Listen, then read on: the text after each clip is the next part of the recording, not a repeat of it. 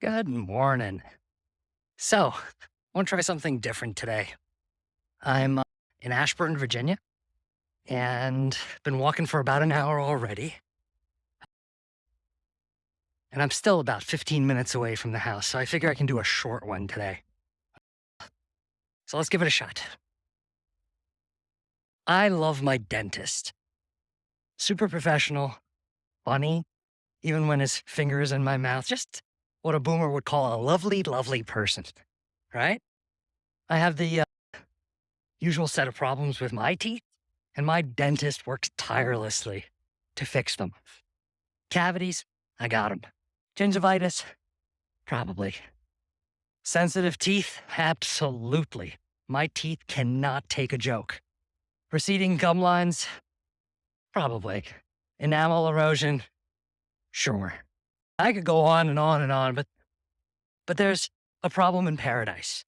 My dentist feels obligated to tell me at every visit that I should stop drinking Pepsi. I love Pepsi. It has this kind of like mild citrusy flavor, unlike Coke, which tastes like flavorless sugar water. And yes, I will fight you on this, you and your pedestrian palate. Anyway, for years now, my dentist has been telling me to quit Pepsi. Zero chance it's going to happen. My job, if you want to call it, is to keep drinking what I love. My dentist's job is to deal with my cavities and, nag about all the reasons that got me sitting in his chair.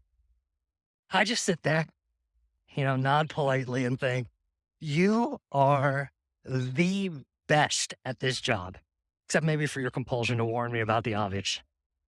If I listen to you, less joy in my life. Your life would be easier, I'm sure, but mine, less joy. And I don't live my life to maximize my dentist's happiness, to reduce his workload. I like my Pepsi the same way that banking clients, asset servicing clients, like their fax machines. Okay, so what are we talking about today? There's only one barrier to achieving STP. That barrier is not that you have legacy systems or the costs of modernizing them. That barrier is not data quality, which would have been like my knee-jerk lizard brain response. But data quality is not the barrier, even though poor data quality is the technical driver of nearly every failed transaction. That barrier to STP it's not process modernization, even though the lack of standardization, the lack of process automation makes it hard to deal with bespoke processes, bespoke protocols, bespoke client expectations. That barrier is not even resistance to change. And that one's hard to refute. It's a truism. Lame consultants speak. Conventional thinking we all mistake for wisdom, right? And I mentioned all of these factors: legacy systems, costs, data quality, process modernization, resistance to change, because they're the conventional answers when you pose the question, what are the barriers to STP? If you don't believe me, ask ChatGPT, which has made a thriving business out of repackaging the mistakes of the past. That's the funny thing about convention, about conventional thinking. It's also used when talking about the hard stuff, change, complexity. And it's funny because if those conversations were the right ones, if those were the right answers, we'd already have straight-through processing at 100%, because we've been following that conventional wisdom for decades. So back to my initial statement, there is one and only one barrier to achieving STP. It is the quality of the relationship a service provider has with their client, and whether or not that relationship is strong enough, deep enough, flexible enough to be transformed. In other words, can that client be persuaded, incented to stop drinking Pepsi? No one sitting in an asset servicing shop writes about this because no one wants to antagonize their clients or, God help them, to admit that those clients are not partners. They're just clients. They're paying you to do something that they don't want to do, that they can't do, that they shouldn't do, even if they wanted to. And no client of an asset servicing shop writes about this because they're running their businesses. If you want to be relevant to them, reduce their costs. You're one of their costs. You're both, in a contract together. One side, I'll drink the Pepsi. The other side, I'll fix your cavities. And no one wants to reprice that agreement, and especially in large shops. I don't just mean I, as the service provider, the asset servicer, don't want to reprice everything. It's also I, as a client of an asset servicing firm, don't want that hassle either. Client knows why fax machines suck, right? They know that they're sending over incomplete data. They know that it's hard to settle their trades. That's why they're paying someone to do it. It's why they're not, pulling their own teeth, filling their own cavities. When asset servicing clients, front office clients, first signed up for their dentist's office, their back office services, they didn't think, gee, I hope this dentist tells me to stop drinking Pepsi. They thought, I have a problem. I hate pulling teeth, especially my own. I'm willing to pay a servicer to do the thing I don't want to do. Those things that need to get done, that fall outside of my skill set and outside of my core competency. And here's what's funny. Years after that relationship began, the dentist and the client, the asset servicing company and their client, the investment firm, that back office and the front office, years after they signed their contracts, the shareholders of that asset servicing firm, and probably the shareholders of that client, will demand that they figure out how to get more efficient. And some clever executive, usually at the asset servicing firm, will inevitably think, hey, we're getting a lot of faxes from this particular client. The fax being really a metaphor for any semi-automated process. That executive will think, let's ask our clients to switch from faxing, again, a metaphor, to something more digital. And that answer is always conventional thinking. Please come to our digital portal, www.assetservicer.com. Conventional wisdom is well-intentioned, but it forgets why the client chose the servicer to begin with, why they originally got the business as an asset servicing firm, why they continue to keep that business. It was never to be nagged to stop drinking Pepsi. The reason that their patients love them is because they don't have to stop drinking Pepsi. The other problem that conventional wisdom always poses is that it ignores client experience, which is a variation of what I said, but let me get into that. That poor person in the chair, their experience, the asset servicing executive, as well-intentioned as she might be, has forgotten that that person in the chair, their client, has 2 or 3 or 4 other asset service providers. Because after 2008, it was too risky for a large firm to have just one dentist, one asset servicer. That's why all the big players split their assets across providers. One tooth goes to JP Morgan, one tooth goes to BNY Mellon, to Citi, to State Street, to Northern, you go on. And each one of those dentists acts like they're the only dentist in the world. Every one of them says, hey, come into my digital experience, my portal. So the guy in the chair, the client's experience, well, they have a choice. Either keep sending faxes as a metaphor, or, remember a dozen usernames and passwords, manage a dozen security dongles, pull the same report from a dozen sites, use Excel macros to smush them all into one giant consolidated view that finally gets them the answer they're looking for. That is fundamentally arrogant design. Every service provider in the world is arrogant, or at least arrogant enough to think, well, obviously my client will stop drinking Pepsi. They'll come and sit in my chair, and only my chair, and they'll care about how efficient I am as a dentist, even though none of the efficiencies I create by changing their habits benefit them financially.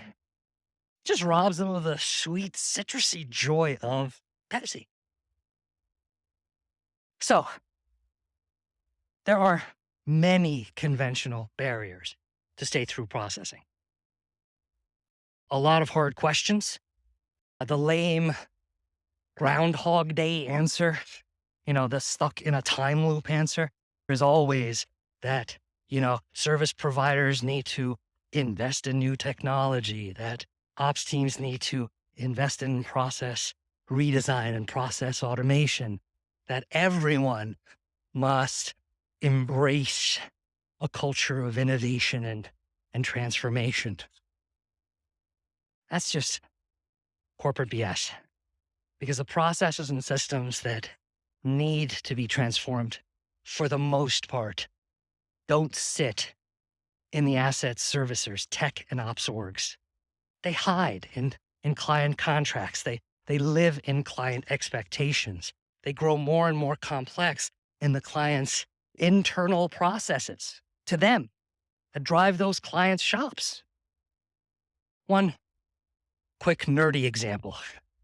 If the front office platform that's generating a trade sits in a different company than the back office system that's settling that same trade, front office, client, back office, asset servicer, then the front office system will never pass to the back office system all the data that the back office system needs to settle that trade.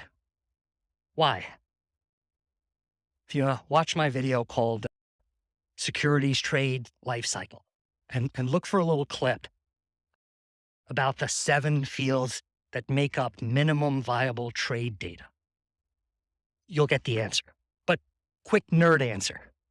The front office system doesn't have programmatic access to the back office company's reference data systems. In order for that front office system to pass more complete data, they'd need to ignore traditional organizational boundaries. So if you think about it, the main barrier to establishing a real end-to-end data supply chain are 1, organizational boundaries, 2, bordered thinking, and 3, clients being anchored in a client mindset. And we can't blame them for that. Even if the back office company, the asset servicer, was to be forward-thinking enough to offer external-facing reference data APIs, right? There's no incentive whatsoever for the front office, their client, to use that API. So what gets in the way of that reverse lookup, the client calling the servicer's API to improve the servicer's life? The kind of, reasonable, rational client mindset gets in the way. The one that says, that's exactly why I'm paying the back office to deal with my mess, my cavities. Now,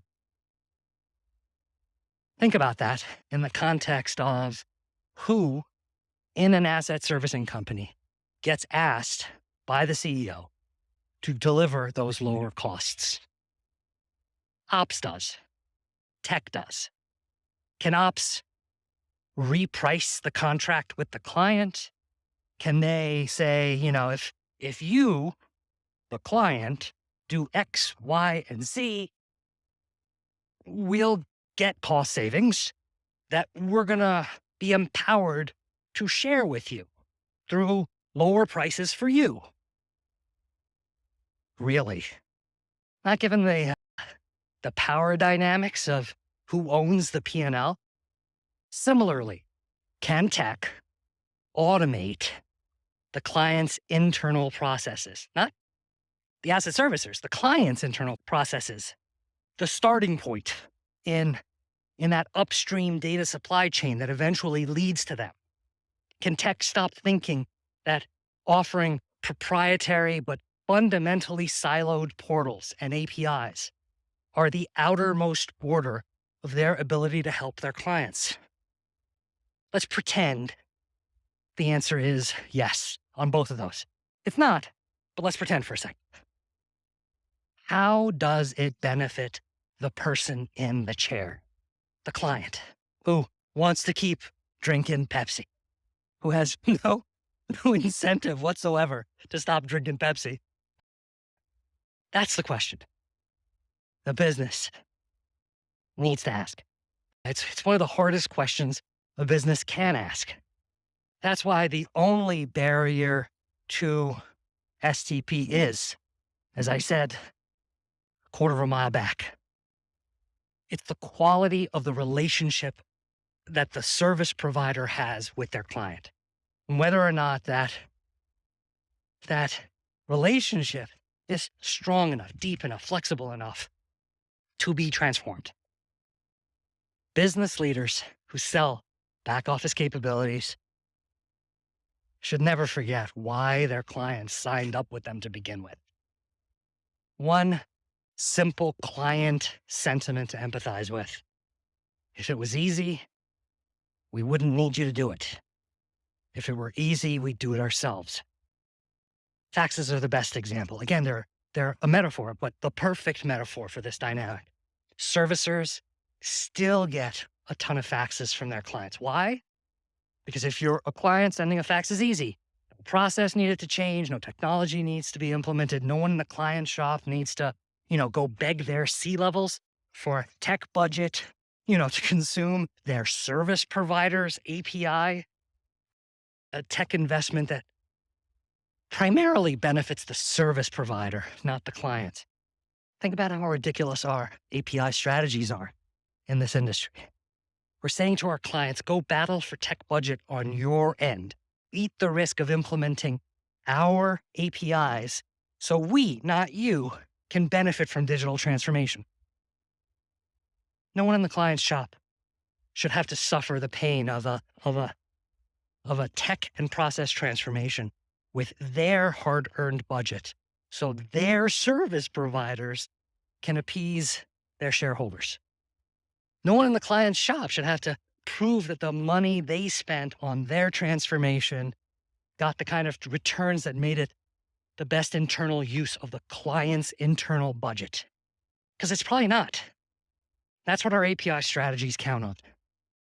The other guy using our APIs. When the other guy is the boss, the person in the chair, paying us to reduce their pain. And so the fax persists. An outdated, inefficient, massive security risk of a technology. And a perfect metaphor for every kind of Pepsi out there. It persists. To achieve true STP, service providers, they have to return to servicing their clients, redefining partnership to mean shared efficiencies, shared financial benefits to doing this hard work. If you use our APIs to help us, you should pay less. We should be orderless in how we think about creating the efficiencies that shareholders demand on both sides. It won't be easy, but it's the only way to break down the barriers to STP and to create a more efficient, error-free financial system. A world with less Pepsi and happier dentists. All right, I'm at the house. Hope this was meaningful.